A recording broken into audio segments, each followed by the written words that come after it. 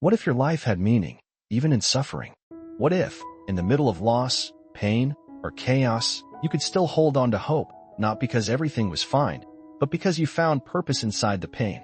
This is not a theory. It's not philosophy from a podium. It's a truth forged inside one of history's darkest places, a Nazi concentration camp. Viktor Frankl survived the Holocaust, but more than that, he discovered something eternal in the ashes, that even when we lose everything, we still have the freedom to choose our response. In Man's Search for Meaning, Frankl doesn't just describe suffering.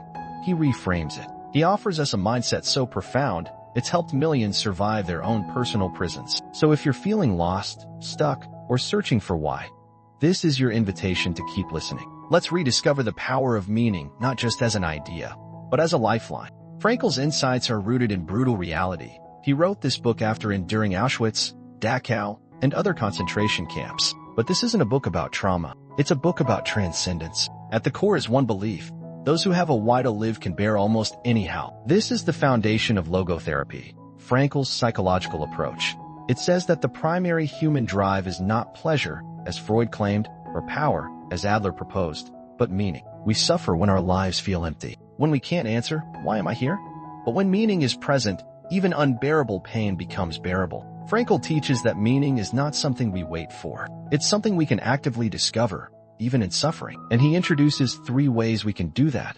1. Through work or creation, when we give something to the world. Through love, when we deeply connect with others. Through suffering, when we face hardship with courage. Most people resist suffering, but Frankl saw that how we relate to suffering defines who we become. Even in a death camp, where he lost his family, his freedom, his health, he found that those who focused on purpose could outlast the unimaginable. Because suffering ceases to be suffering when it finds meaning. There's a quiet power in Frankl's writing. He never shouts. He never demands. He simply shows, through story and truth, how the human spirit endures. He describes watching fellow prisoners die, not from disease, but from hopelessness. He noticed that once a man gave up on his future, he lost the strength to keep going in the present. Despair wasn't a lack of food or shelter.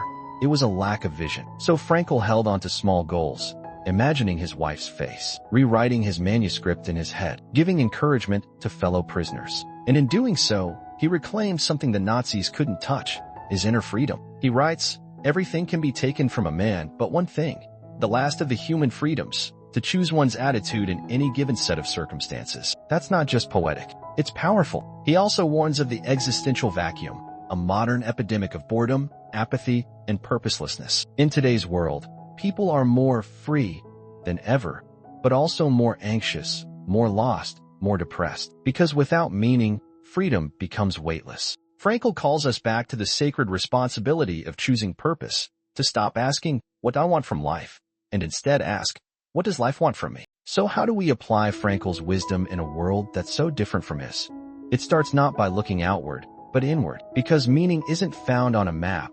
It's discovered in the space between stimulus and response. When life disappoints you, when someone wrongs you, when the world feels overwhelming, you still have a choice. That choice, how you respond, is where your power begins. Meaning can take root in surprising places, in showing up to work even when it feels pointless, because you know your presence lifts someone else. In forgiving someone who hurt you, not because they deserve it, but because you refuse to stay trapped in bitterness. In holding on to your values when it costs you, because your integrity is worth more than approval. It also means resisting the temptation to numb, to distract, to escape into pleasure when what you really crave is purpose. Frankl calls us to live as if we were living for the second time, and as if we had acted the first time as wrongly as we're about to act now. That kind of thinking changes how you speak, how you spin, how you love. It doesn't require a crisis to apply this. It requires intention. And most of all, it requires the courage to believe that your life matters. Not when you succeed, not when you're praised, but even now,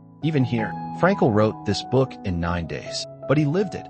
Over years of loss, silence, cruelty, and unspeakable pain. He watched hope die in the eyes of prisoners. He buried his loved ones with no grave. He had every reason to give up, but he didn't, because even in hell, he believed heaven could still speak. His life didn't become meaningful after he escaped. It was meaningful inside the nightmare. And if he could find purpose there, we can find it anywhere. So when life hurts, when the why feels buried under the how, when you're tempted to shut down or lash out, remember this: you may not control what happens, but but you always control what it means. And sometimes, that's more powerful than control. If this message stirred something in you, please read the full book, Man's Search for Meaning by Viktor E.